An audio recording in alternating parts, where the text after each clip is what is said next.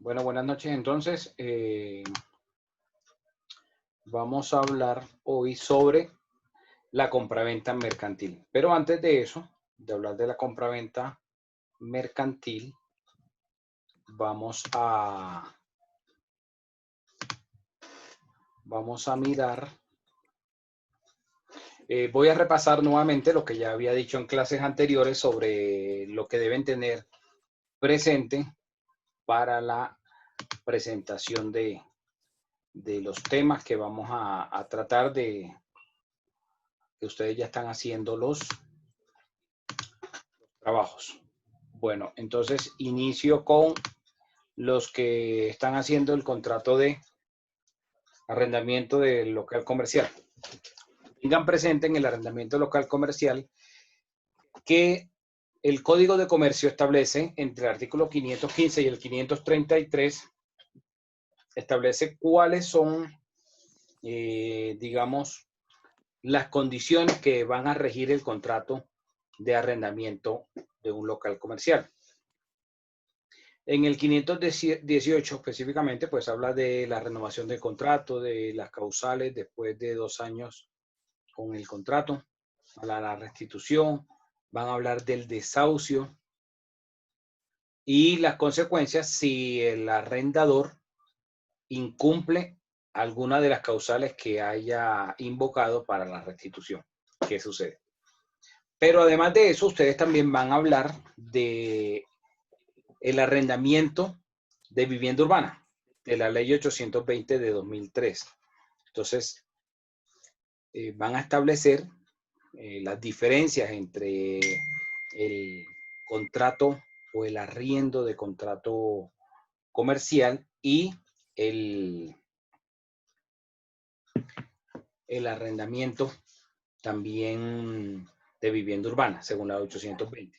Entonces, diferenciar esas situaciones. Además de eso, el Código Civil establece unas reglas para el arrendamiento. ¿Cuáles reglas van a aplicar? O el arrendamiento civil, el arrendamiento del Código Civil, ¿cuándo va a aplicar? Cuando no es un local comercial, porque aplicaría el Código de Comercio, y en lo que, digamos, los vacíos que tenga el Código de Comercio se aplicaría el Código Civil. El de vivienda urbana, pues aplicaría la 820, y aquellas situaciones que, o aquellas cosas, aquellos bienes que se vayan a entregar en arrendamiento que no estén cubiertos ni por el Código de Comercio ni por la ley 820, aplicará el Código Civil. Como por ejemplo, el arrendamiento de vehículos. Pues no está estipulado dentro del Código de Comercio, aplicaría el Código Civil. Lo que hacemos los abogados que arrendar el arrendamiento de servicio. El arrendamiento de servicio está catalogado dentro del Código Civil y hay una regla frente a ese tipo de arrendamiento de servicios. Entonces van a mirar esas otras legislaciones, la de la 820 del Código Civil, para compararla con el de local comercial, con el del Código de Comercio. ¿Alguna duda frente a esto, los de arrendamiento?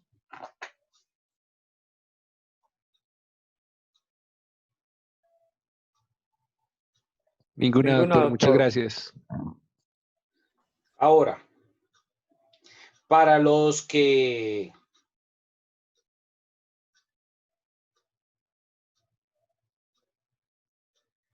van a trabajar el contrato de transporte, recuerden que les dije que el contrato de transporte tenía, digamos, como dos énfasis, ¿sí? Uno, el transporte de personas y otro que era el transporte de mercancías. Entonces, ¿cuáles son las partes dentro del contrato de transporte de personas? Las obligaciones que tiene cada parte, hasta qué momento puede retractarse o desistir del contrato de transporte el pasajero, cuáles son las obligaciones que tiene el transportador, cuáles son las obligaciones que tiene el pasajero, En cuanto al contrato de transporte de mercancías, cuáles son las partes, las obligaciones de cada uno, hasta qué momento responde el transportador. Profe, perdón, es que el audio está malo. ¿Se puede repetir, por favor? En el contrato de transporte hacer énfasis en el transporte de pasajeros, el transporte de personas y en el transporte de mercancías o mercaderías.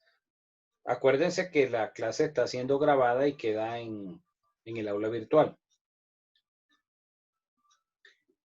Y en cuanto al contrato de mutuo, puedes explicar cómo se llaman las partes, mutuante y mutuario, cuáles son las obligaciones de cada parte, quién es el mutuante, quién es el mutuario, hasta qué momento responde el mutuario, qué tipo de bienes pueden darse en mutuo. Frente al contrato de mutuo, ¿alguna otra pregunta? No, señor, muchas gracias.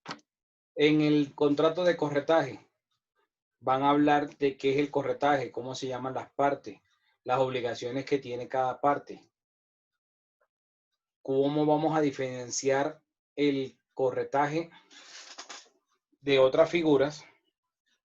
De otras figuras como por ejemplo el mandato o la comisión. En la fiducia van a hablar de qué es eso de la fiducia, cómo se llaman las partes en la fiducia, cuáles son las obligaciones que tiene cada parte, cuál es el plazo máximo para que se cumpla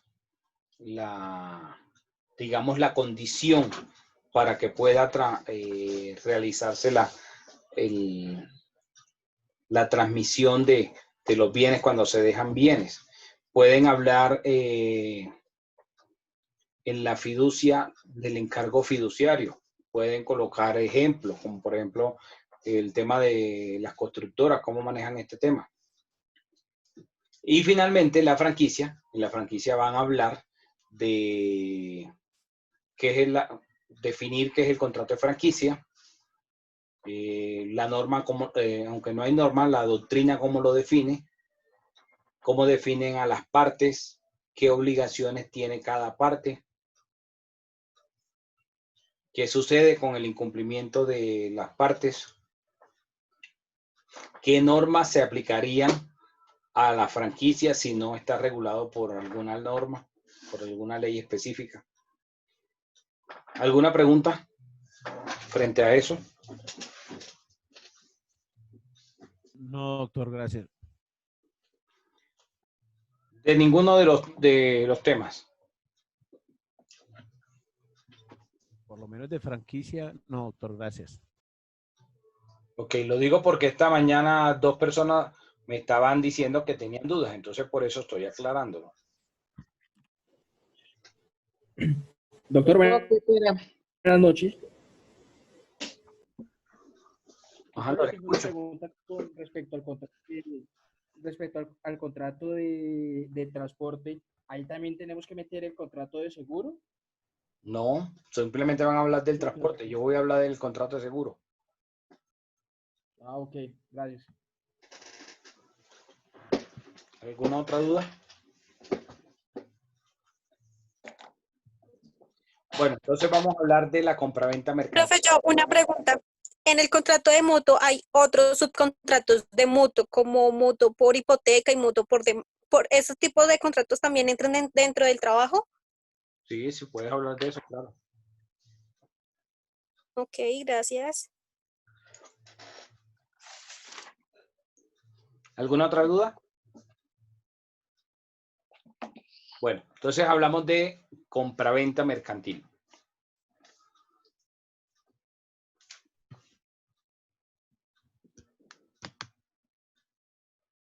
José Humberto. Profesor Lari, buenas noches. Sí, señor. ¿Me puede ayudar leyendo el artículo 905? El artículo 905 del Código de Comercio, sí, señor. Ya lo busco y se lo Ahí lo Se tienes lo en leo. pantalla. Artículo 9.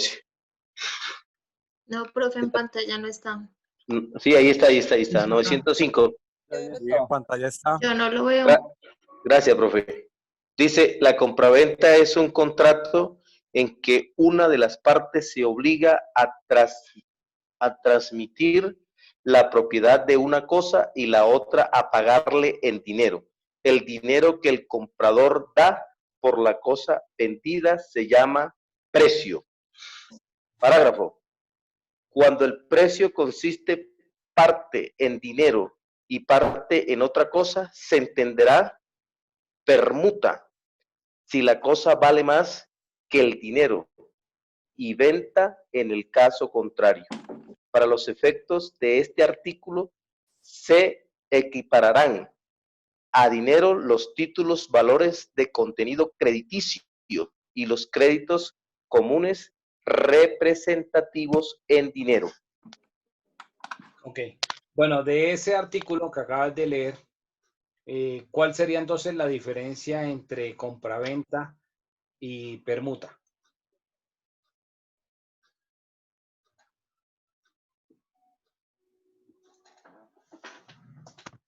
Bueno, la compraventa se debe pagar más del 50% en dinero. Y la permuta es cuando se paga menos del 50% en dinero, de acuerdo a las clases de... No sé si estoy equivocado. La compraventa se paga en dinero y la permuta, dígame. Repito otra vez. Digamos, la compraventa en dinero, ¿cierto? La compraventa en dinero o permuta. Digamos, la compraventa se da cuando se paga más del 50% en dinero o el 100% en dinero.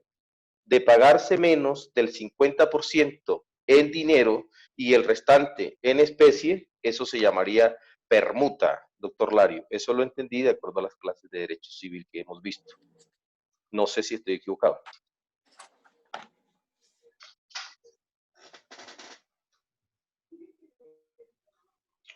A ver, Tania.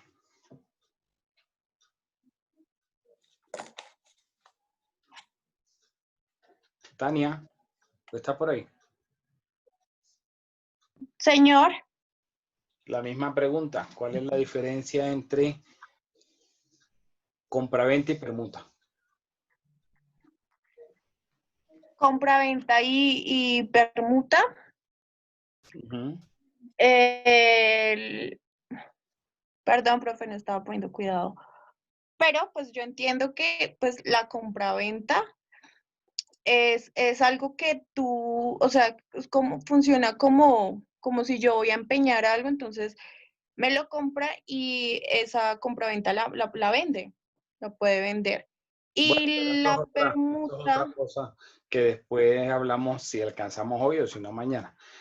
Pero la diferencia va a basar entre ambas figuras que cuando hablamos del pago del precio, ¿sí? De lo que se está comprando, si se está dando una parte en dinero y otra parte con una cosa para pagar, y la cosa que se está entregando vale más que el dinero, es permuta, ¿ok?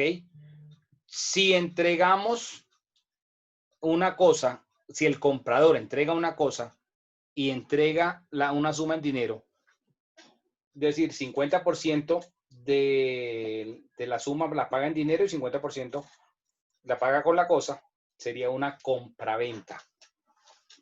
Si lo que se entrega en dinero es superior al valor de la cosa que también se está entregando, también hablamos de compraventa. Voy a poner un ejemplo más gráfico.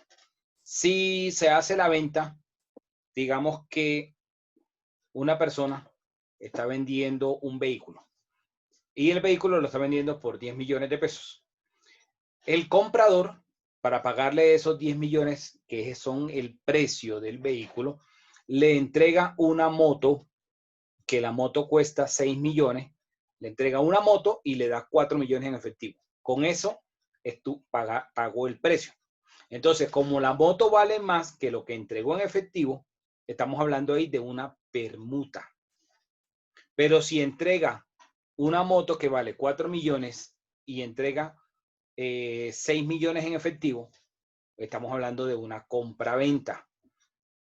En el mismo evento, si la moto vale 5 millones y se entrega la moto que vale 5 millones y 5 millones en efectivo, también estamos hablando de compra-venta. Lo que quiero es que quede claro que la permuta no es intercambiar cosas, ¿ok?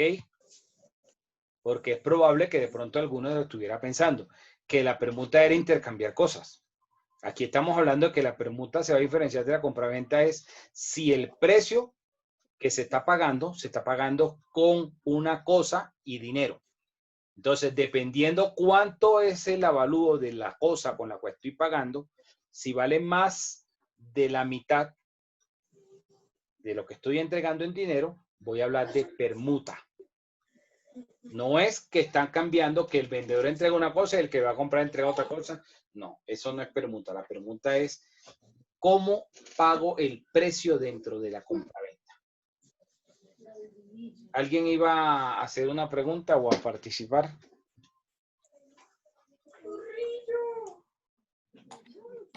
Sí, doctor, qué pena. Me repite nuevamente, o sea, la permuta es cuando yo doy algo que es superior, el 50% superior a ese valor. Y la compra-venta es cuando no importa el valor, se da el resto en dinero. A ver. Barájamela otra vez. Cuando su merced dice que permuta es que yo entrego una moto que vale 6 millones de pesos y 4 millones en efectivo. O sea, los 6 millones es superior al 50% del valor total de la compra. Eso sería permuta. La moto, el artículo con el que estoy pagando parte del precio es más de lo que estoy dando en dinero. Ah, bien, listo. En este caso sería permuta. ¿Sí? Ah, bien, listo. No, ya, entonces me queda clara cuál es la compraventa. Es cuando es más el artículo que el dinero que se da. En ese caso se hablaría de... Al revés. Al revés, Ronnie, al revés. Sí, está como para hacer un negocio con Ronnie. Unos tutoriales. A ver, vuelvo a explicar. Si se está entregando un vehículo, se está vendiendo un vehículo que vale 10 millones, estamos hablando de compraventa o permuta, dependiendo cuánto va a entregarse en dinero para pagar el precio. ¿Quién va a pagar el precio? Lo va a pagar el comprador. Entonces, si el comprador entrega 6 millones en efectivo y una moto, que la moto vale 4 millones, en lo que está entregando en efectivo es superior al artículo. Está también entregando. Entonces, ahí se llama compraventa.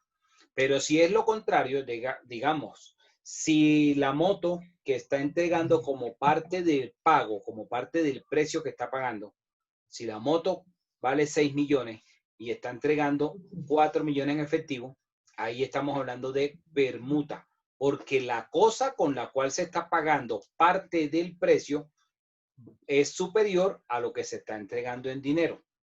Ahí estamos hablando de permuta. Pero lo que quiero que quede claro es que la permuta no es un intercambio de cosas.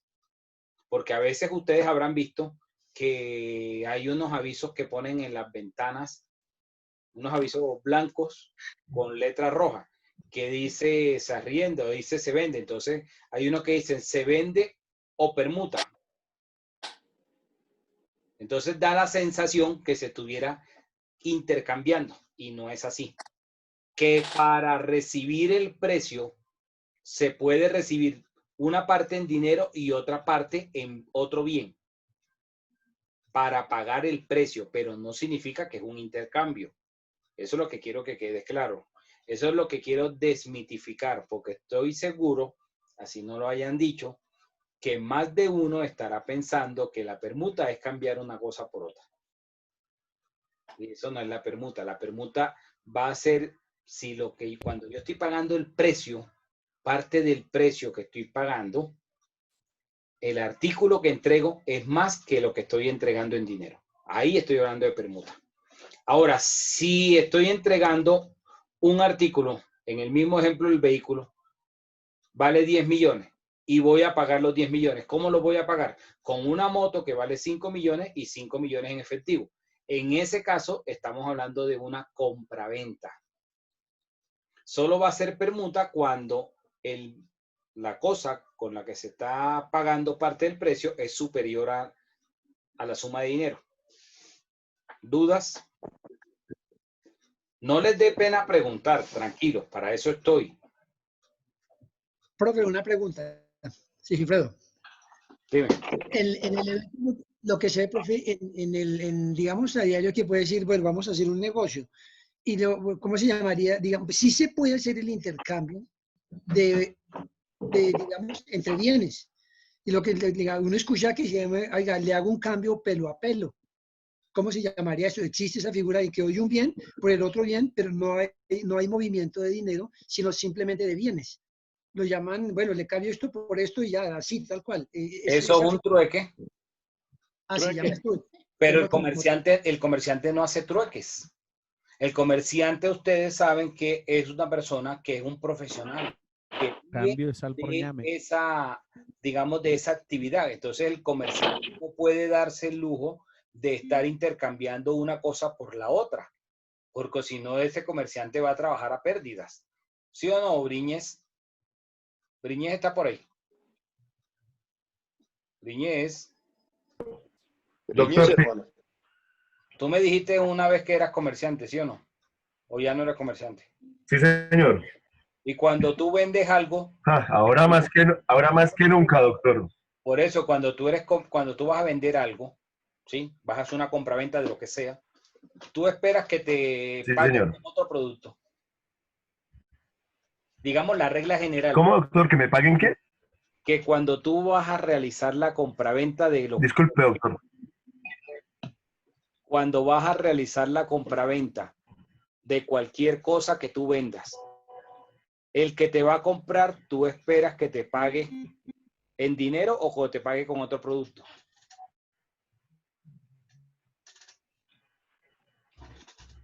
¿Cómo así, doctor? Si es un negocio de compraventa, es en efectivo. Exacto. Es totalmente en efectivo. Sí. En efectivo, ¿sí o no? A ti no te sirve que te vayan a pagar. Sí, claro, en efectivo. Sí, sí. No, doctor, si es un negocio ya de un cambalache, digámoslo así, entonces uno recibe algo, pero pues de buen valor y parte en efectivo. Puede ser el objeto que tenga mucho más valor y efectivo. Una botella de guaro. Sí, pero digamos que la lógica, como la dijo Briñeza al principio, es que cuando esté vendiendo, espera que le paguen en dinero. ¿O no? Con dinero. O sea, sí, efectivo, doctor. Pero no implica que si él va a vender un producto y le van a pagar, como el que va a comprarle no tiene para pagarle todo en dinero, entonces le va a pagar una parte en dinero y el resto del precio con otro artículo. Pero no es que está haciendo un cambalache de que está entregando una cosa para que le den otra, porque no juega así la figura de la compraventa. Es lo que quiero que quede claro. No, siempre tiene que haber dinero por delante. Exacto. No, y con Briñer es una cosa. Sí, señor, lo que necesiten, préstamos, como el divino niño, al 10. Con Briñer son business. Entonces, queda clara la diferencia entre compraventa y permuta. Sí, señor. Sí, señor. Sí, doctor. Muchas gracias. Ok. Gracias. Bueno, ¿quién me ayuda leyendo el artículo 906? Artículo 906. ¿Me escuchan? Sí, dale, está bien. Artículo 906. Compraventas prohibidas. No podrán comprar directamente ni por interpuesta persona ni aún en pública subasta las siguientes personas: los cónyuges no divorciados, ni el padre y el hijo de familia entre sí. Jurisprudencia, vigencia. Aquellos que por ley o por acto de autoridad pública administran bienes ajenos, como los guardadores, síndicos, secuestres, etcétera, respecto de los bienes que administran. Los albaceas o ejecutores testamentarios respecto de los bienes que sean objeto de su encargo. Los representantes y mandatarios respecto de los bienes cuya venta les haya sido encomendada, salvo que el representado o el mandante haya autorizado el contrato. Los administradores de los bienes de cualquier entidad o establecimiento público respecto de los que hayan sido confiados a su cuidado. Los empleados públicos respecto de los bienes que se vendan por su ministerio y los funcionarios que ejerzan jurisdicción y los abogados respecto de los bienes en cuyo litigio hayan intervenido y que se vendan a consecuencia del litigio. Las ventas hechas en los casos contemplados en los ordenales 2, 3 y 4 serán anulables. En los demás casos, la nulidad será absoluta. Ok, entonces, la norma establece aquí en el artículo 906 que así se celebre la operación de compraventa, van a estar prohibidas estas compraventas. Entonces, entre el padre y el hijo, ¿qué significa el padre y el hijo de familia? Aquel hijo que no se ha emancipado. Entendiendo la emancipación no solo como alcanzar la mayoría de edad, la capacidad para ser sujetos de obligaciones y de derechos, sino como aquella capacidad patrimonial para poder celebrar ese contrato.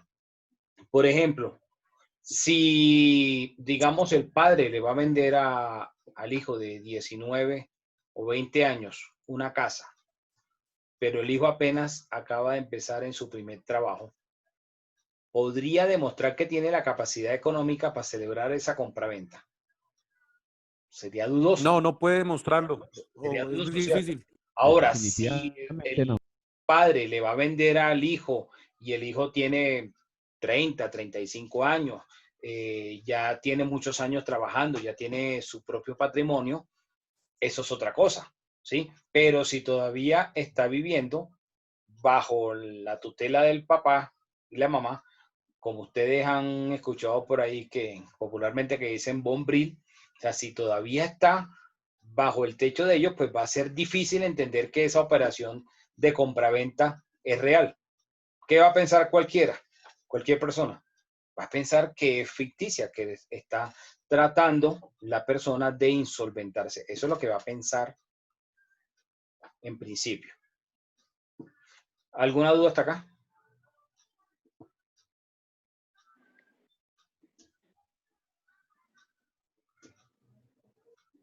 No, doctor, muchas gracias. Bueno, frente a los otros numerales, creo que hay suficiente claridad que, por ejemplo, no está prohibida la compraventa.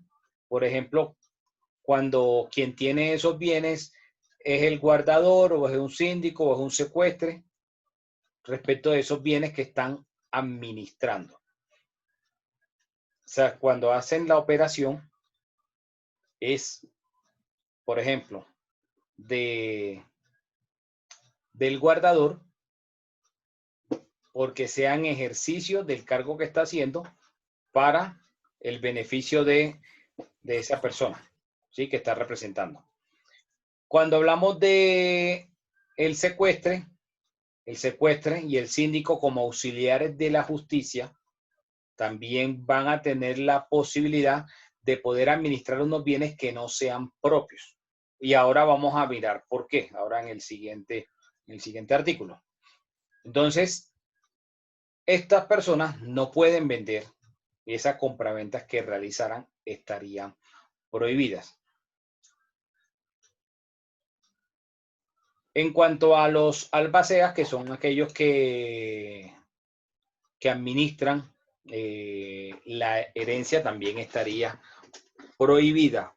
También frente a los empleados públicos, los administradores de los establecimientos tampoco podrían, de establecimientos públicos o de las entidades, tampoco podrían celebrarlo. Y los funcionarios que están ejerciendo, por ejemplo, los jueces o los que trabajan en un despacho judicial o los abogados, no podrían realizar la compraventa de bienes que estén dentro de un litigio en el cual estén participando. Entonces, por ejemplo, el abogado no podría comprar uno de los bienes dentro del proceso que está participando, o el juez tampoco podría, ¿ok? ¿Alguna pregunta hasta acá?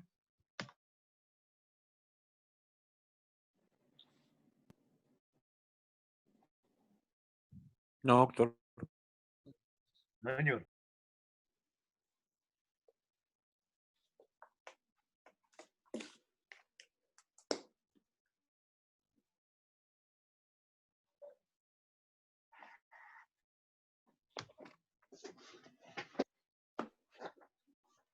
Ok, entonces no hay dudas acá.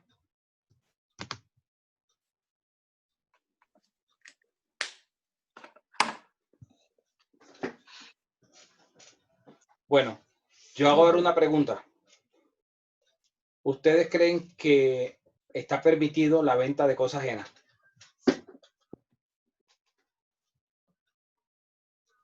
Doctor, el audio está intermitente. Se lo Repite, por escucha favor. Muchas entrecortado. gracias. Bueno, profe. recuerden que está siendo grabada la sesión y pues ustedes pueden escuchar posteriormente el audio. Dime, Juan Manuel. Sí, señor, la venta de cosas ajenas sí está permitida. Sí, esa era la pregunta porque le alcancé a escuchar. Ok. Bueno, ¿y cómo entiendes esa venta de cosas ajenas? ¿Cómo entiendes que opere? Entiendo que opere que diga que cualquier persona que venda algo que no es de la propiedad de esta se obliga a sí misma a conseguir ese bien o esa propiedad para hacer la venta como tal. Así que es como, dice, le puedo vender lo que es los terrenos que están de la 72 hasta la 87. Cuando se arma ese negocio, yo ya me obligo con esa persona a conseguir esos terrenos y vendérselos a esa persona. Así la comprendo yo. Bueno, ¿alguien más? Emerson. Profe, yo entendería que lo que le vende es la posesión. Sí, lo que le vendería es la posesión, digamos un vehículo. Eso es lo que yo entiendo. Bueno, ya ahora vamos a poner el ejemplo con el vehículo. Ok. ¿Alguien más?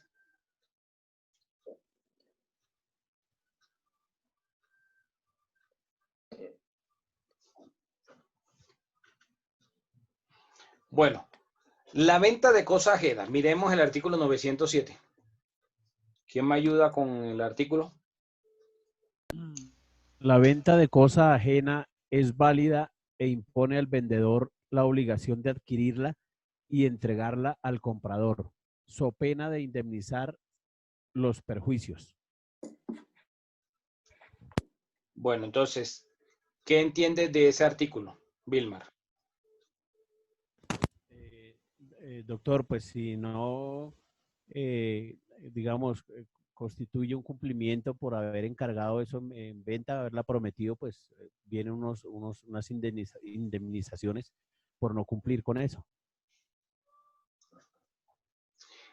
El artículo nos dice que sí está permitido, ¿cierto? Vender algo que no sea de la persona que está realizando la venta, pero le está imponiendo una carga que quien está realizando esa venta, ¿sí? Debe adquirirla y entregarla al comprador, so pena de indemnizar los perjuicios. Entonces, el ejemplo como el que ahorita hablaba Emerson, que ocurre mucho en cuanto al tema de los vehículos. Cuando una persona, voy a poner un ejemplo, digamos que A tiene un vehículo y se lo vende a B, pero A le diligencia el contrato de compraventa del vehículo, le diligencia el formulario de traspaso y toda la documentación. Pero B no lleva ese formulario de traspaso al tránsito, nunca registra el traspaso. Luego B le vende a C el vehículo. Entonces, como B recibió el dinero y entregó la cosa, B pensó que hasta ahí estaba todo bien. Y lo mismo hace C. Vende el vehículo y entrega la cosa y recibe el vehículo y recibe el dinero. Entonces, para que la venta sea válida, pueden darse dos situaciones. Una situación, que A le realice efectivamente el traspaso a B, que B luego le haga el traspaso a C y que C finalmente haga el traspaso a D. Y de esa forma, la venta realizada por C a D sería válida. ¿Sí? Ese es un ejemplo. Otro ejemplo es que A le vendió a B, B le vendió a C y C le vendió a D. Entonces, pueda que C contacte a B, B contacte a A y A le hace directamente el traspaso a D. ¿Sí? Es decir, se saltó a B y a C para ahorrarse esa plata de esos traspasos. Entonces, hace directamente el traspaso a D. En ese evento, también salió el propietario, el titular de dominio, salió a ratificar la venta. Y la venta es válida, ¿ok? Más no significa que vamos a hablar de venta de cosa ajena cuando yo recibo un poder y entonces yo voy a realizar la venta. No, ahí estoy simplemente actuando como apoderado. ¿Sí? Estoy haciendo simplemente el papel de apoderado. Pero aquí cuando la norma nos habla de la venta de cosa ajena es refiriéndose a esos bienes que están sujetos a registro y que muchas veces circulan, se venden sin que se cumpla con las solemnidades que establece la norma, es decir, con el respectivo registro. Ahora, si nos vamos a ejemplos muy prácticos, esto sucedería con los bienes inmuebles y sucedería con los vehículos que están sujetos a registro. No va a suceder esto, por ejemplo, con bienes como los celulares. Los celulares no están sujetos a registro en ninguna parte. Las bicicletas tampoco están sujetas a registro. Yo sé que de pronto ustedes habrán visto que en la televisión o en los medios de comunicación dicen que, bueno, que van a hacer una marcación de las bicicletas y tal, pero si un policía para una persona con una bicicleta, no le va a decir, oiga, muéstreme su tarjeta de propiedad. Lo mucho que podría decirle es, ¿dónde está la factura de la bicicleta? ¿Sí? Sería lo que podría solicitarle, la factura de compra de esa bicicleta. Pero las bicicletas no están registradas en ninguna oficina de tránsito. Las bicicletas no tienen placas. Los celulares tampoco están registrados en ninguna base de datos públicos. El registro lo lleva el operador celular. Y hay muchos teléfonos, ustedes ya sabrán más que yo, muchos de ustedes son nativos digitales y saben mucho más que yo, que la mayoría de los teléfonos hoy en día traen varios emails. ¿Sí? Ese número de identificación que es el que uno activa en el operador celular. Entonces, el hecho de que se haga un registro del teléfono ante el operador celular no significa que ese es un registro como si fuera el de una oficina de tránsito o el de una oficina de registro de instrumentos públicos. No opera de la misma forma. Juan Manuel, las bicicletas no están sujetas a registro. Sí, señor. Administrativamente está un 50-50, ya que la administración, solamente Bogotá o ir al registro público de bicicletas. Porque a mí, yo tengo 2 bicicletas y me ha tocado registrarlas, y si la policía le pide el registro de la bicicleta más los papeles o la tarjeta de propiedad que le dan a uno las tiendas de bicicletas. Y para los que tienen las Pero bicicletas viejas, antiguas, esas monaretas y esas bicicletas, ¿quién dijo que esa vaina tiene registro? Pero si tú también, vas a también las piden. no, eso no está en la oficina porque la ley no ha sido modificada. Eso es un registro, pero para cuando hay robo o pérdida de la bicicleta y se pueda reclamar nuevamente. Eso sería como para demostrar que la persona realizó una inscripción ante esa entidad y luego si le robaran y pusiera la denuncia y apareciera, ay, esa yo la tenía registrada. Pero yo creería que es fácil borrarle esa marcación, porque eso no es como los chasis de los vehículos. Los chasis de los vehículos, cambiarle el regrabado, o sea, hacerle un regrabado, cambiarle la marcación original que trae de fábrica, eso es un delito. Entonces, frente al tema de las bicicletas, no hay registros públicos que quieran, y esto yo sé que lo dicen, pero eso no tiene el efecto legal de una oficina de tránsito.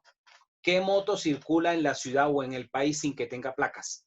Ninguna. ¿Qué vehículo circula? ¿Qué carro o motocarro o camión circula por las vías nacionales dentro de la ciudad, fuera de la ciudad, sin placa? Ninguno. Toda la vida ha sido así. Por más que ahora quieran inventar que el uso de las bicicletas y todo ese cuento, está bien que promocionen la bicicleta, pero una cosa es que digan, que inviten a que la gente haga un registro, el cual no es obligatorio. Dicho registro no es obligatorio. Si un policía para una persona y la bicicleta no está en ese registro, no tiene por qué quitarle el vehículo. ¿Por qué? Porque eso no está sujeto a registro. Eso sería algo perfectamente debatible ante una autoridad policial, en caso tal. Lo único que podrían exigir sería la factura, para demostrar que el vehículo, o que en este caso el artículo, es de esa persona. Y el hecho de que no tenga la factura a nombre de la persona no significa que sea robada. Ojo, no significa eso. Lo mismo sucede con los celulares. Lo mismo sucede con los celulares. Entonces, esos bienes que están sujetos a registro, como los determina la misma norma, son los bienes de los cuales habla de la venta de cosa ajena. Pero si son bienes que no están sujetos a registro, se presume que con la sola entrega de la cosa se hizo la tradición. O sea, cuando yo vendí un celular y lo entregué, ahí se efectuó la tradición inmediatamente. Es decir, no necesitamos ir ante ninguna oficina a realizar la inscripción de la venta, porque la norma no tiene esas solemnidades. ¿Ok? O sea, la norma no tiene esas solemnidades. Entonces, así sucede con la bicicleta. Así sucede incluso con las retroexcavadoras. Me imagino que ustedes saben cuáles son las retroexcavadoras, aquellas maquinarias grandotas que utilizan para excavar tierra y sacar tierra. Ese tipo de maquinarias, por ejemplo, las retroexcavadoras no tienen placas, no están registradas. ¿Cómo se demuestra que la persona que tiene esa retroexcavadora es el dueño? Con el manifiesto de aduana, con el registro de importación. Con ese manifiesto de aduana que da la DIAN, es lo que va a acreditar. Entonces, el que tenga ese manifiesto es el dueño de esa cosa. Que sería, si lo comparáramos con una bicicleta, sería el que tiene la factura, que compró el artículo, se presume que es el dueño. Y entonces, si yo vendí la bicicleta, yo entregué la bicicleta y entregué la factura. ¿Ok? ¿Alguien iba a preguntar algo? Doctor, no, yo quería aportar algo. Eso que usted acaba de explicar es lo que hace unos años se manejaba, digamos, en la compraventa de motos. No vendía la tenencia de la moto, vendía la moto con el traspaso abierto. Y el traspaso lo cerraba, era aquella persona que quería tener la moto a su nombre. Es más o menos lo que usted está explicando. Quería añadirle pues a la explicación. Claro, y sucede mucho con los carros, con las motos, que la gente vende, todavía sigue pasando. Ahorita de pronto digamos, ha hecho mucha campaña para evitar eso, pero igual se sigue presentando. Y eso Doctor, no lo que pasa, significa que se cometa un delito, ¿sí? Porque de pronto ustedes pensarán, bueno, pero si la persona que está vendiendo la cosa no es el dueño, no estaría haciendo o induciendo a un error al comprador. La respuesta es no. ¿Por qué? Porque si el vendedor está manifestándole que no es el titular de dominio de la cosa, es decir, no es el que aparece como propietario de la cosa, no hay ningún engaño. ¿Cuándo podría hablarse de una estafa? Porque seguramente muchos estarán pensando eso. Yo sé que tengo acá muchos policías y funcionarios del CTI estarán pensando, bueno, pero podría ser una estafa. Entonces, ¿cuándo habría lugar a que se diera quizás una estafa?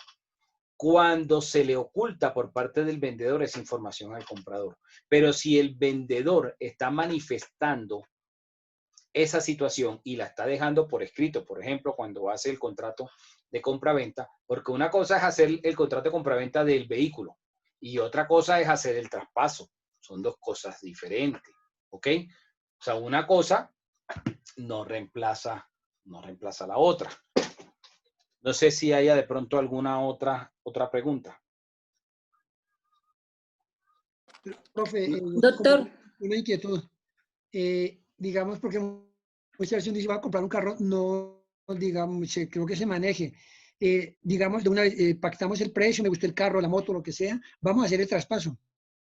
Entonces, tenga la plata, vamos, firmamos el traspaso, tenga su plata y ahí quedó. Es decir, no se está elaborando, o el contrato ya se verbal. Si lo compro, ¿cuánto vale? Cuadramos el precio y se maneja pues a través del documento de traspaso. Firmamos el traspaso, yo le firmé el traspaso de que efectivamente usted tiene el vehículo en la naturaleza que sea y regístrelo. Si no lo registra ya va a ser su problema, pero yo lo vendí y digamos no hay otro, pensaría como ese otro escrito que está, el contrato realmente de compraventa y luego vamos a hacer el siguiente documento que sería el traspaso, sino que uno ve que básicamente se maneja directamente el traspaso. ¿Cuadramos verbalmente el negocio? No, porque cuando vas a registrar en la oficina de tránsito, por lo menos la de aquí de Bogotá, el SIN, te solicitan una documentación para radicar el traspaso. Dentro de la documentación va el contrato. En dicho contrato de venta del vehículo van las características y ahí se le pegan las improntas del vehículo. ¿Sí? Aparte de ese contrato, el formulario, el FUN, que algunos le llaman formulario, creo que FUN significa, si no estoy mal, formulario único nacional, algo así, que es para realizar el trámite a nivel nacional. Ese formulario del FUN, si paga impuestos el vehículo, que estén los impuestos al día y que la persona no tenga ningún tipo de sanciones, de comparendos. Eso es lo que le piden al momento de realizar el traspaso. Si llevas toda la documentación y no llevaste el contrato de compraventa, no se tramita, no se hace el trámite.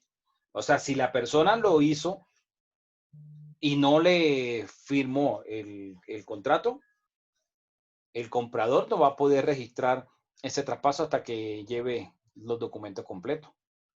¿Sí me hago entender? O sea, eso es lo que solicitan. Yo sé que de pronto algunos estarán pensando, bueno, que la alcaldía habla de un registro. Sí, ese registro yo no digo que no existe. Yo no estoy diciendo que no exista, sí existe. Pero ese registro no está en la norma. ¿Dónde está la norma? Una ley donde diga que modifica el Código de Comercio o el Código Civil. No la hay. Quien me la encuentre, lo exonero del examen. Le pongo 5 en definitiva, porque no lo va a encontrar. A eso me refiero, de que ese tipo de inscripciones pueda que la hagan, pero no tienen el sustento legal, no tienen el mandato como si lo tienen aquí el Código de Comercio. Y si ustedes se van al Código Civil, también el Código Civil lo tiene. ¿Ok? Sí, profe, gracias.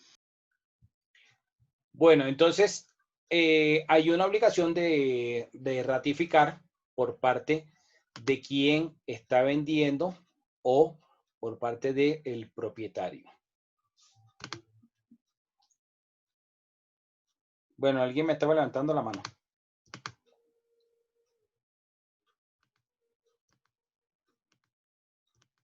¿Alguna duda hasta acá?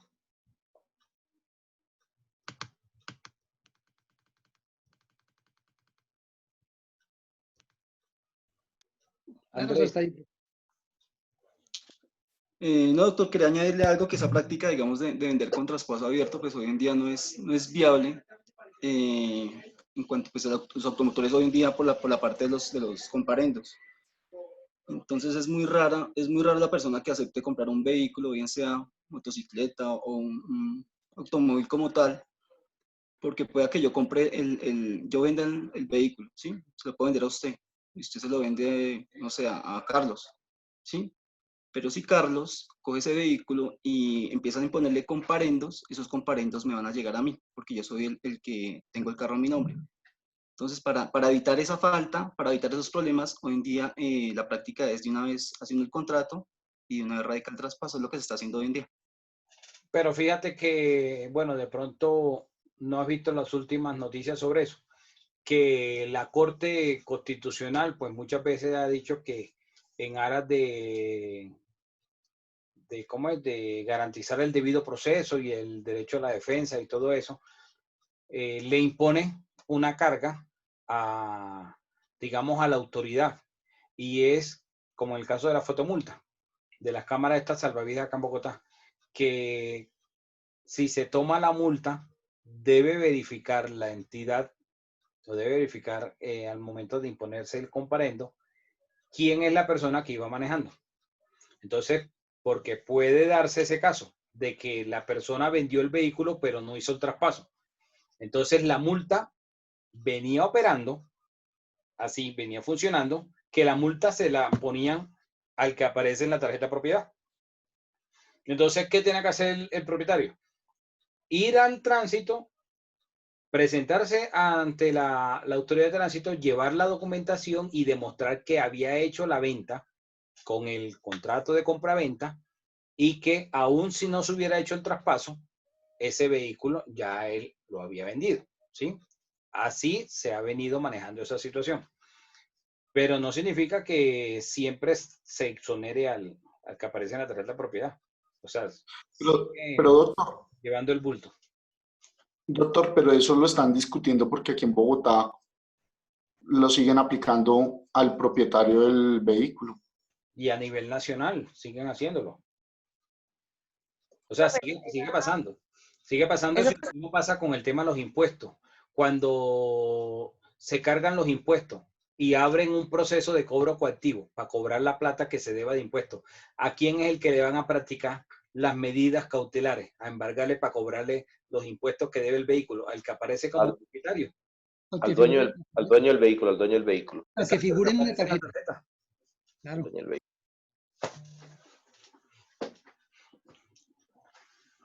Bueno, ¿alguna otra pregunta o podemos avanzar? Profesor Lari, buenas noches. Ajá, tengo con referente a lo que usted está diciendo, primero que todo, bueno, la aclaración. Tuve en estos días la oportunidad de conocer un tema relacionado con un vehículo en la ciudad de Cali, de un vehículo que precisamente fue hurtado ese vehículo. El dueño del vehículo interpuso la denuncia ante la Fiscalía General de la Nación y a pesar de eso, la Oficina de Rentas e Impuestos de la Gobernación le abrió un proceso coactivo al señor y le dictaron medidas cautelares por los impuestos del vehículo, porque él es el que figura en la tarjeta de propiedad. Inclusive el señor en estos días estaba interponiendo una acción de tutela para mirar cómo hace para no pagar los impuestos, pero se los cobraron fue al señor a través de un proceso coactivo. Entonces traigo a colación pues la aclaración que usted hace, que me parece que es así. Gracias. Ok, bueno, listo. Entonces hablemos ahora del precio dentro del contrato de compraventa. Artículo 920. Doctor José Humberto, ¿me puedes ayudar con el 920? Gracias. El artículo 920, sí señor, ¿cómo no?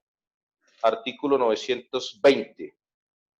Dice, No habrá compraventa si los contratantes no convienen el precio o en la manera de determinarlo.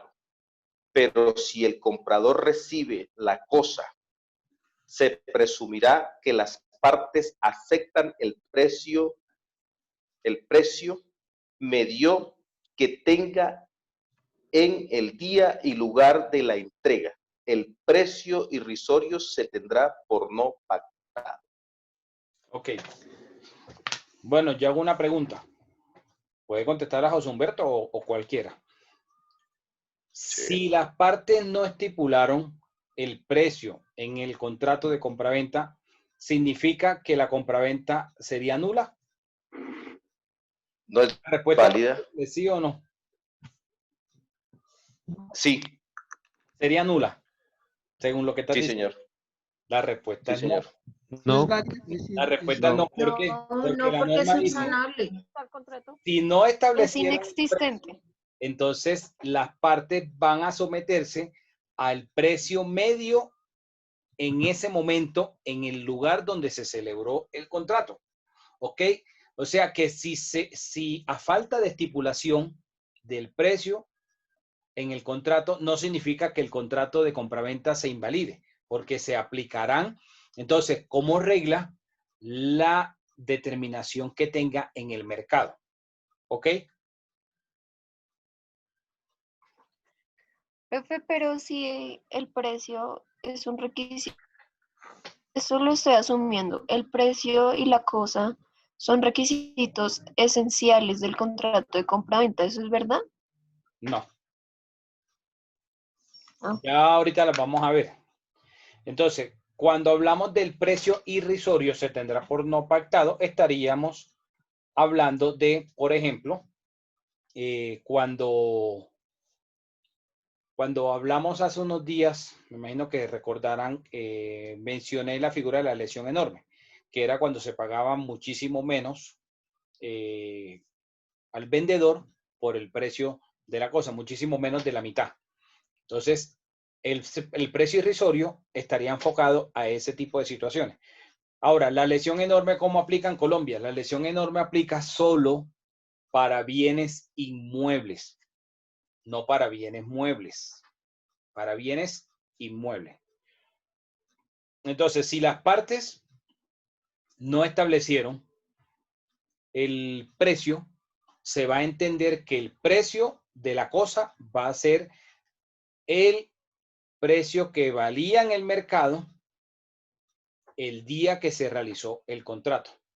Ahora, ¿cómo se va a determinar? El 921 dice cómo determinar el precio por el promedio del mercado. ¿Quién me ayuda con el 921?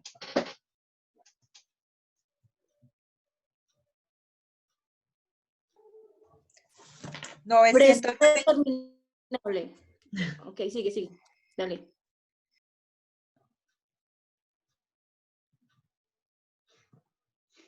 ¿Ya? ¿Seguimos? Precio determinante por el promedio del mercado.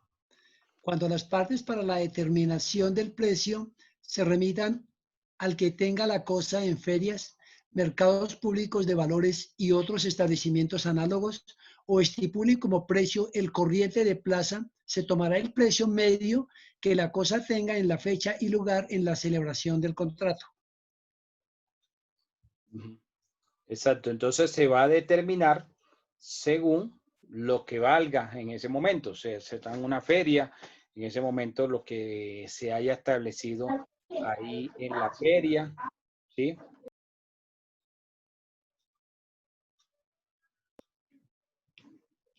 Profe, pero yo entiendo en esos artículos que para que eso sea así, se tiene que determinar que ese va a ser el precio, el del mercado. Tiene que determinarse que esa es la manera en la que se va a entender el precio.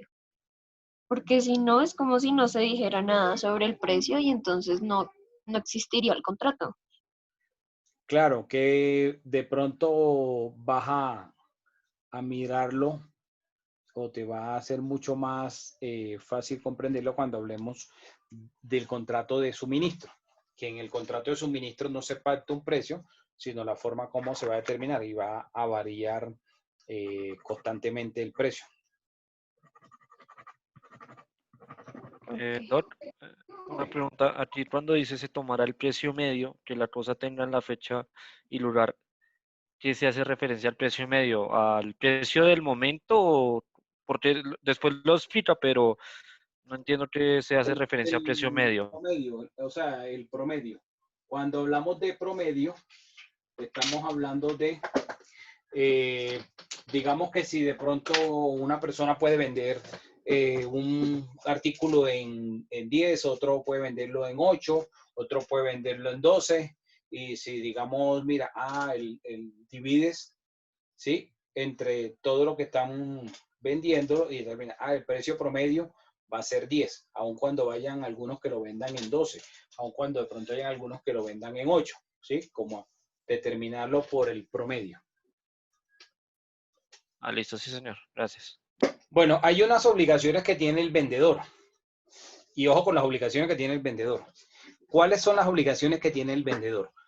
Primero, la primera obligación que va a tener el vendedor va a ser entregar la cosa. Ahora, ¿cuándo debe entregar la cosa? En los términos establecidos en el contrato. El vendedor va a establecer el plazo de cuándo va a entregar la cosa. Ustedes, me imagino que habrán escuchado que este viernes es el día sin IVA y que muchas personas piensan pues adquirir bienes comprándolos y quedan exentos del IVA. Entonces, desde ya, algunos de esos comerciantes de esas grandes superficies han empezado pues a decirle a los potenciales compradores que para ese día, dependiendo del flujo de ventas que tengan, pues va a tomarle unos días más entregar esos bienes. Y que el comprador tiene que tener paciencia. Entonces, primera obligación, determinar la entrega. ¿Cuándo? La fecha en la cual se va a establecer la entrega y en dónde se va a realizar la entrega.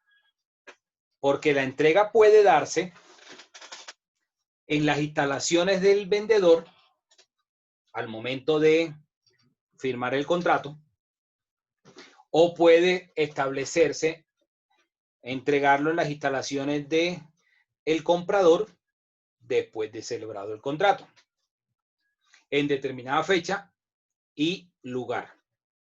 Si no se estableció la fecha en la cual debía entregarse la cosa, la norma habla que debe ser entregado dentro de las 24 horas siguientes. Por eso cuando ustedes van por ejemplo, al Oxxo, bueno, ahorita estamos desde la casa atendiendo las clases, pero cuando ustedes estaban de forma presencial allá en la universidad, ustedes iban al Oxxo y compraban, por decir alguna botella de agua, la pagaban y ahí mismo se la entregaban. Porque la regla que aplica es esta. Si no se estableció un lugar y fecha diferente, entonces el vendedor debe entregar la cosa dentro de las 24 horas siguientes a la celebración. Ahora, ¿cuándo se entiende que usted celebró el contrato? Cuando se acercó a la caja, pagó y le dieron la factura. Ahí celebró el contrato, en ese momento. Entonces, eso en cuanto a la fecha y la forma de entrega de la cosa. ¿Qué obligaciones va a tener el comprador? Pagar el precio en la fecha y la forma establecida. Y también la otra obligación principal que va a tener el comprador va a ser recibir la cosa en la fecha y el lugar establecido por el vendedor. ¿Por qué es una obligación importante para el comprador recibir la cosa en el lugar y la fecha establecido por el comprador? Porque si el comprador se niega a recibir la cosa, lo puede hacer para hacer incurrir en mora al vendedor.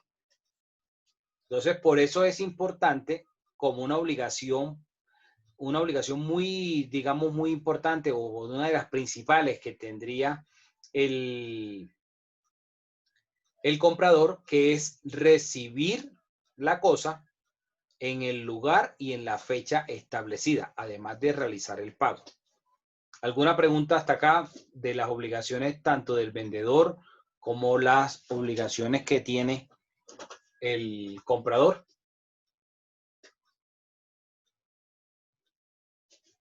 Claro, eso está ahí, profe. ¿Seguro? ¿No hay preguntas? No, doctor, gracias. Ahora, el vendedor tiene además otra obligación y es salir al saneamiento de los vicios ocultos. Ustedes lo entienden como la garantía.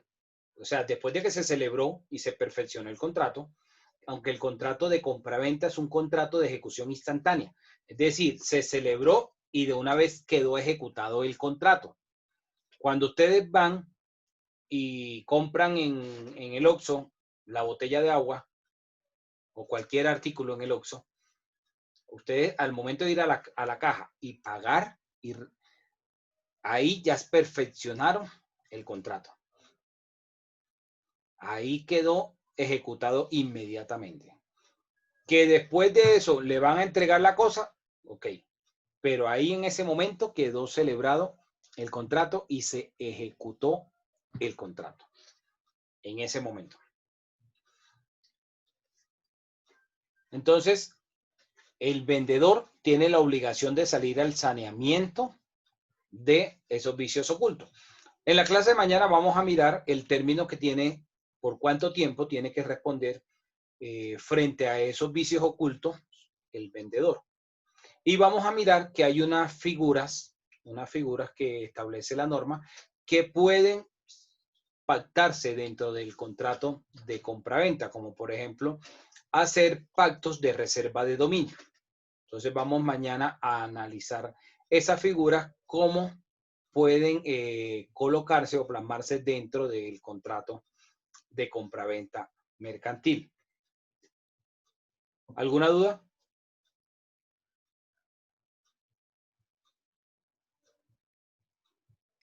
Profe, perdón. ¿Solo esas entonces serían las obligaciones del vendedor y las del comprador? ¿No hay más? Esas son, sí. Gracias. Ok. ¿Alguna otra duda? Acuérdense que esto entra en el parcial. El primer parcial es el próximo martes 23.